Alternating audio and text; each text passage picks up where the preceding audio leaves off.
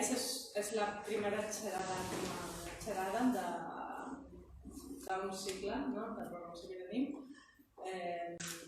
Ho podem fer perquè tenim aquesta subvenció dels singulars, com a projecte singular, i estem fent aquestes xerrades per poder ampliar la nostra perspectiva.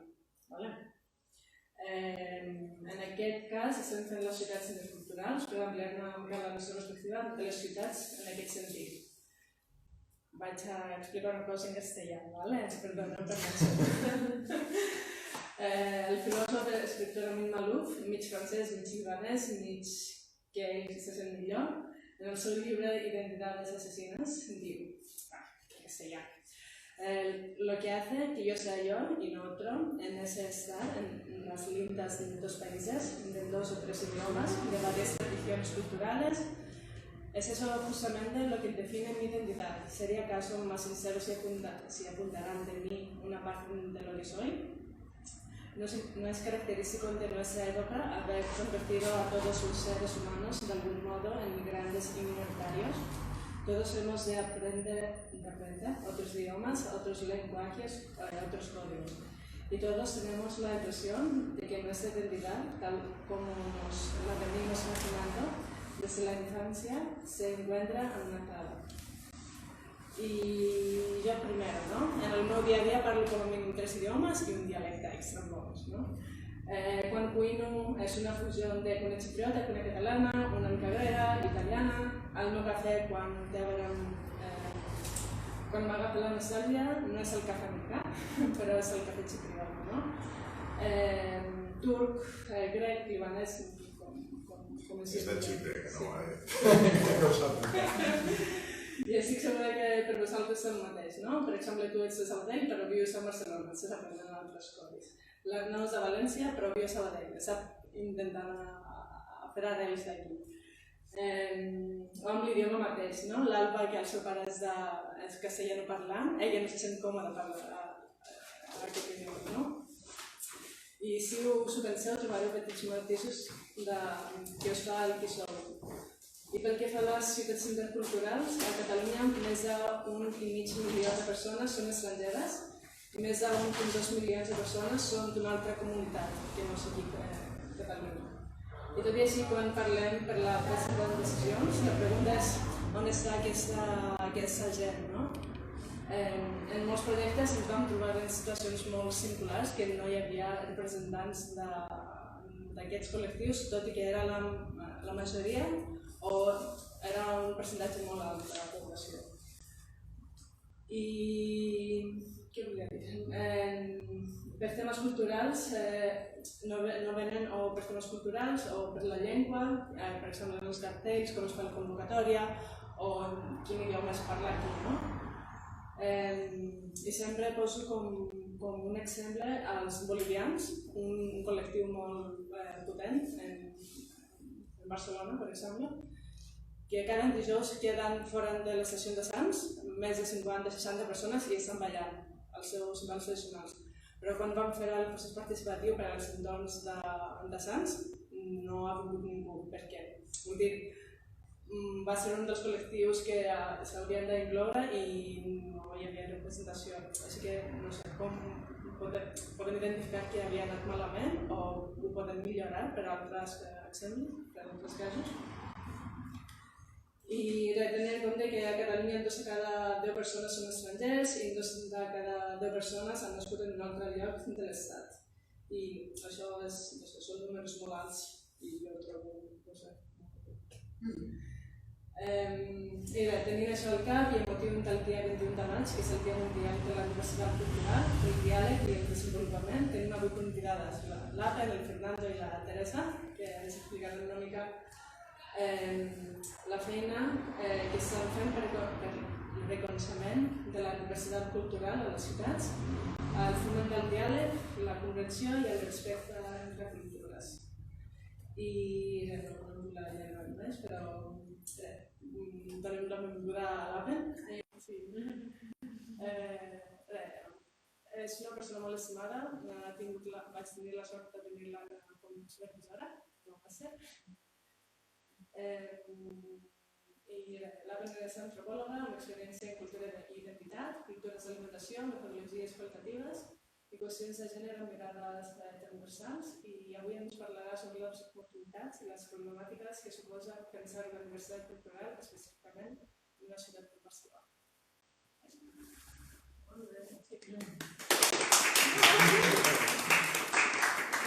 Bueno, allà abans. Sí. Gràcies. Jo vaig tindre el plaer de tindre tu d'estudiant. No, perquè vaig veure la transformació de la transformació no, jo crec que ja venia així amb el xip de lo social, no? Però com que jo treballo molt amb arquitectes i urbanistes, no? Que són vosaltres, a vegades alguns fan el clic i diuen, lo social m'agrada, no? I a mi m'agrada l'espai també. Però bueno, jo tampoc he preparat molta cosa, perquè la veritat és que no teníem molt clar el que havia de dir. I, bueno, com que jo soc antropòloga, doncs apagaré el rotllo des de l'antropologia. Què ho faig en castellà o en català?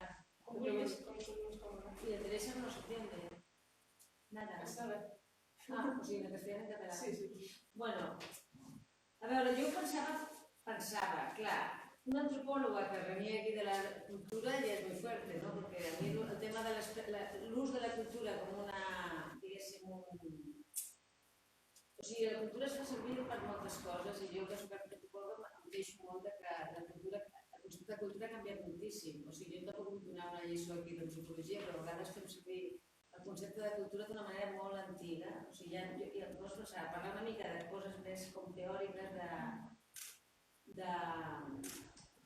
com a antropòloga, quan sento parlar sobre la diversitat cultural que sento, o de quina manera penso que sí que el context tradicional d'aquí, del país, per l'acadèmia que té i perquè, per tant, els polítics moltes vegades, com veuen molt de l'acadèmia, què pensen quan pensen en cultura o què diuen quan pensen en cultura, i després una mica més metodologies, perquè jo crec que vosaltres esteu molt ficats en metodologies.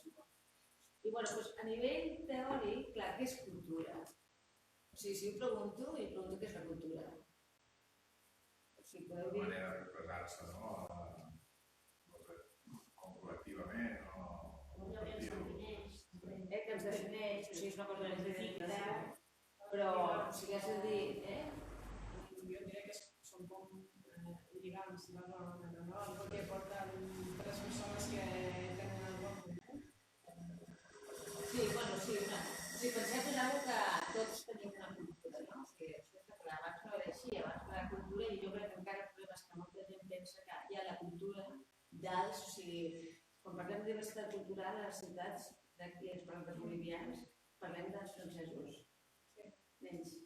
O sigui, pensem sempre en les cultures dels altres, aquells que han sigut com, que posen una mica de color, no? I festa, la ciutat no és dissenyat per a la cultura dels alemanys, no? Viuen allà en una situació que no se sap molt bé què, tenen necessitat d'expressar, formen part de la cultura europea, o sigui que hi ha moltes coses que jo crec que són problemàtiques quan pensem en la cultura i ja pensem com algo que és dels altres, no? I el procés aquest d'ordering, no? Que són els altres que estan molt lluny. Que moltes vegades ve definit també per això, els balls, la música, els festivals, el menjar, però al mateix temps vivim en un món que és superglobalitzat. Llavors, el que a mi Maluf diu és molt radical en un context de nacions-estat.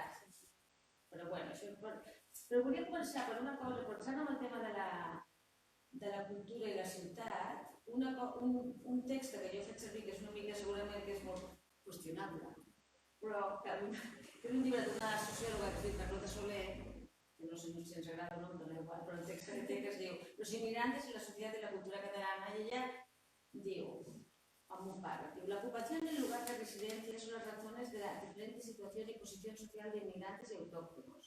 Así existen barrios de inmigrantes donde faltan semáforos, calles por pavimentar, escuelas. Y los obreros inmigrantes piden escuelas para sus barrios y los de clase alta espacios verdes.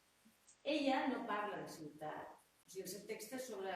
De fet, és un text escrit en l'any 82, el context històric és molt important, perquè és just al final de la nostra famosa transició, o sigui, s'havia mort Franco i estàvem con el tema de volver a la democràcia, perquè jo crec que té a veure amb el tema de per què els bolivians no estan al Clar, s'han d'entendre els contextos històrics. Nosaltres veníem d'una dictadura en què no havia participació i de sobte munta tota la democràcia de nou, amb uns partits polítics catalans que es troben en una societat que el 40% no només no parla català, sinó que a més els importa un pito la senyera l'11 de setembre i la sardana. Llavors, aquest jo crec que és un tema que moltes vegades pensem que és un tema cultural, o pensem perquè quan en realitat és un tema de recursos, on viuen a la ciutat, i per això jo crec que una discussió sobre cultura, com una cosa, cultura, sense veure que igual estem parlant de classes socials, estem parlant de demandes que tenen a veure més amb altres coses, no? O sigui, hi ha altres necessitats, doncs és problemàtic. I diríem que és un problema de participació de les minories, o no minories numèriques, de les altres cultures, quan en realitat igual són altres coses que estan motivant a les persones a participar, no? I després també, i una altra cosa, un apunt a nivell de pensar en interculturalitat és que, clar, el concepte d'interculturalitat, de fet, és molt nou. O sigui, fins fa molt poc, la urbe, la ciutat, l'objectiu de la ciutat era minimitzar els contrastos, no era subratllar els contrastos.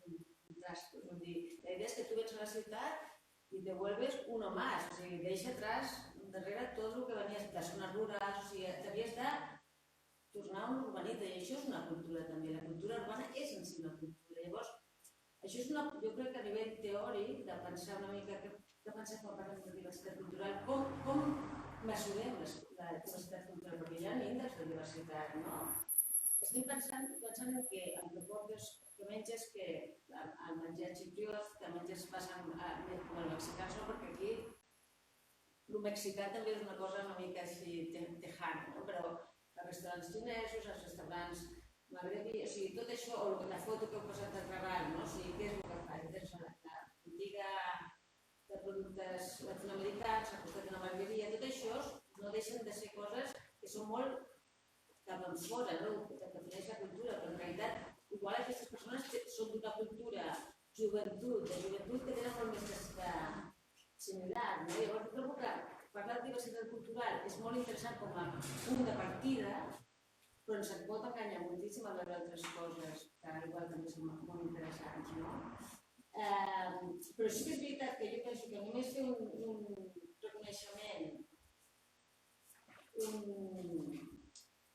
una aposta per la interculturalitat és una aposta cap a la tolerància, cap a una idea molt més, diguéssim, més lligada als totalitarismes, a la idea de naturalitzar una mica les cultures, és a dir, que les persones poden canviar, transformar-se, les persones no van amb maletes de cultura, no van, encara que a vegades s'agafa així temps, no? Però jo diria que més, quan pensem en cultura, jo pensaria més que no hi ha una definició de cultura en el sentit que si jo pregunto segurament tots tenim una idea bastant similar i molt contemporània de cultura, però crec que a l'hora dels projectes o les polítiques públiques cauen molt encara amb el tema de posar la cultura en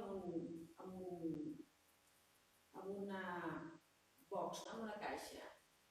Estava mirant, per exemple, l'altre dia, de fet tenia una diapositiva per donar igual, del Pla de Barris. El Pla de Barris, no sé, suposo que treballem amb el Pla de Barris, hi ha un àmbit que és cultura, política, gènere, equitat, o sigui, cultura és un... Clar, és que la cultura és tot. La manera que les persones s'expressen culturalment el seu gènere és també molt cultural.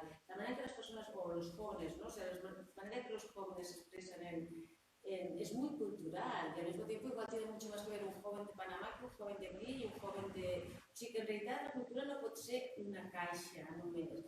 Llavors això és un problema quan pensem en interculturalitat o diversitat cultural, perquè caus repetint o reificant cultures quan no ho són moltes vegades. La gent se torna com molt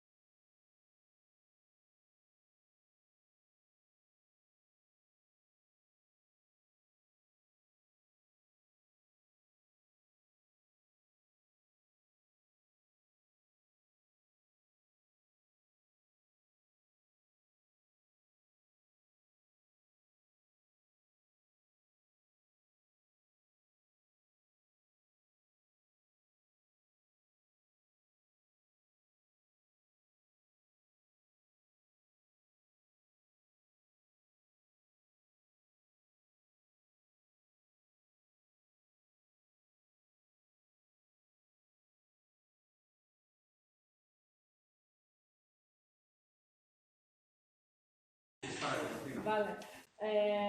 Ara tenim la Teresa Turbas, vale? És de l'organització NGO, ONG, d'Urban Gorillas, que és una organització sense ànim de lucre dirigida per un equip multidisciplinari de projectes urbans.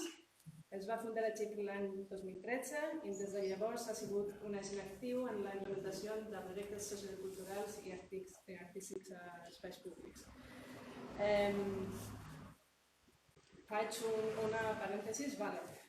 Jo m'identifico molt amb el cas de Panamà, perquè Xipre és una mica així, amb la diferència que la desigualtat ara comença a Xipre. Vale? I no existeix la participació, no existeix la institucionalització de la participació, així que aquests equips intenten trobar maneres per implementar aquest espai de diàleg. I què més? La Teresa és arquitecta, és professora adjunta a la Universitat de Xipre i la seva recerca se centra en la noció de col·laboració i dinàmica urbana en relació amb el disseny i la sostenibilitat de l'espai públic. Crec que això va ser el punt més. Ho va explicar en anglès. Intentarem després fer un resum si teniu dubtes. Teresa? Teresa? Yeah. The stage is yours. Okay.